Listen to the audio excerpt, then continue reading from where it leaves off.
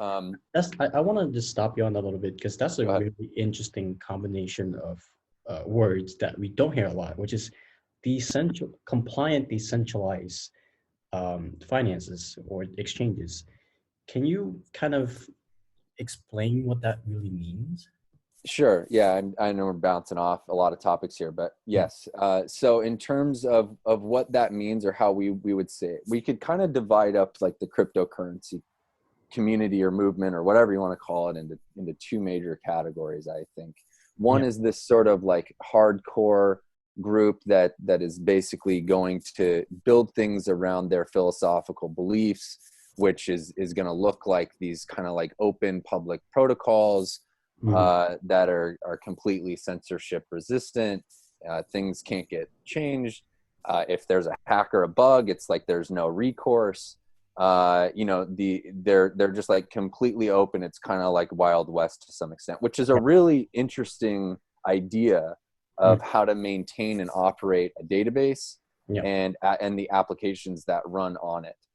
You've seen a lot of stable coins lately that have had issues around this with hacks and bugs, especially on Ethereum. Mhm. And like that's one form of this sort of venture. And all those stable coins, at least the ones I'm exposed to, they don't have controls like KYC, AML, for example. Mhm. So when I start to talk about things like regulated DeFi, or like what is a regulated DEX? Mhm. Okay, well, a regulated DEX is an exchange that's built on a blockchain, of course, and gives the users full custody of their assets. So they can trade peer to peer. They don't need to put their assets into some sort of master wallet or some sort of exchange wallet. Mhm. So they retain custody. Mhm. And it's going 24/7 and so forth. I mean, it's not something that has like, these markets are only going to be open from like 9 to 5 or whatever, so Mhm. it has all those same sort of features. Where it's a little bit different though is that your blockchain account is actually going to have to be white labeled by the platform or white listed rather by the platform to get access. So one of the main reasons or one of the main issues that regulators are really trying to deal with cryptocurrency and a lot of financial law in general is they're trying to stop things like money laundering, right? Mhm. And so you need to be able to have a sort of system of checks and balances in place to mitigate that. And one of the main features is something like KYC. Yeah. So when a user registers an account with our regulated DEX, when we launch it, we're getting licensed in Singapore right now. We can talk about that a little bit more if Mhm. you want more updates on that. But when a user registers their account, they'll have to go through a KYC process. And then when they're on our platform, smart contracts are automatically going to recognize their account and the laws within their jurisdiction, what types of assets they should be able to buy or trade or Mhm. sell. And if they're doing anything that's outside the scope of the compliance framework of the jurisdiction in which they live, they're Mhm. going to be denied the ability to carry out that trade. So there's this kind of mix of bringing in a compliance framework, embedding it into the technology, into the token, into the account layer, right? And kind of putting that into a sort of integrated model with what we would call a decentralized exchange. Mhm. This path of doing things like one, we don't want to go build something in the shadows. We want to build alongside regulators. We see a vision in the future where there's going to be a lot more traction and success for businesses that are willing to work with regulators. And in terms of our client base too, we're targeting institutional finance. Now, we've been on the ground with these guys, talking to them about our technology for Yeah. more than 6 months now. Just like getting feedback, getting into conversations, seeing where people are at, and so forth. So, institutional finance, one of the things we regularly hear, especially from these bigger asset managers, is that they're not going to deploy something on a chain where you don't have any clawback mechanism if there's like a hack or a bug or something like that. And they want to be able to deploy assets into like a regulated environment, like something that's already aligned with how they operate.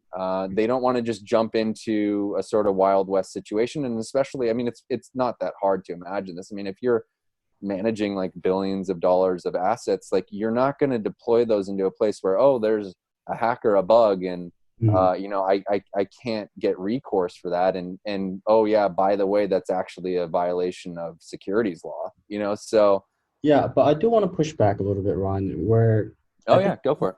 I think people are gonna have a problem with you calling this decentralized exchange. I think there's a very clear notion that in the blockchain space, a decentralized exchange is that once it's put out there, no one's in control.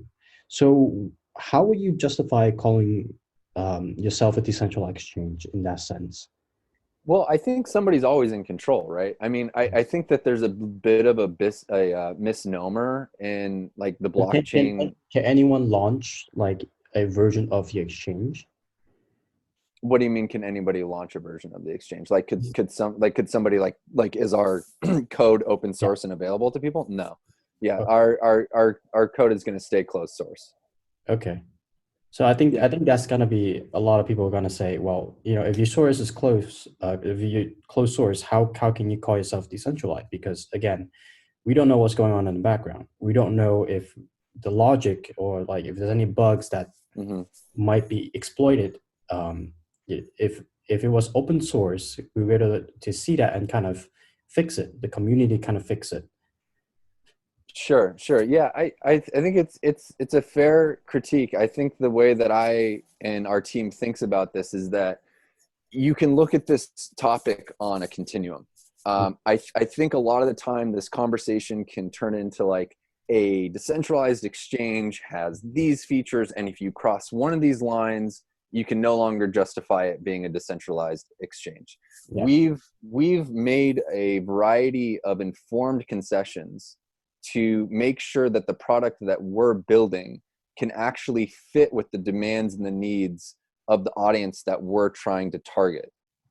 If we were to go out and build with like a sort of hardcore philosophy, we're going to have a decentralized exchange. It's going to be open source. It's going to be on an open protocol. There's going to be no recourse. There's going to be no KYC, AML checks and balances. We would basically be destroying the opportunity that we're trying to build right now with institutional finance. We would knock on their door. They'd look at it for 2 seconds and then say goodbye. I mean, And there's already a market. You know, there's already products that fits that market. There's already products that fit that market. Yeah, I mean, you know, IDEX, for example, for Ethereum. So what you're essentially saying is that that's not really the audience that you're targeting. And if someone's looking for decentralized, true, like open source, anyone could run the contract, that's not what Shintai is, and that's not who Shintai is meant for. It's meant for more established players from traditional finance who might want to dip their toes into you know, this new area of blockchain assets, who are not yet comfortable because of the regulations that they are under. Yes, that's 100% correct, and I don't think some of those regulations are necessarily going to change too. I mean, that's why we're already seeing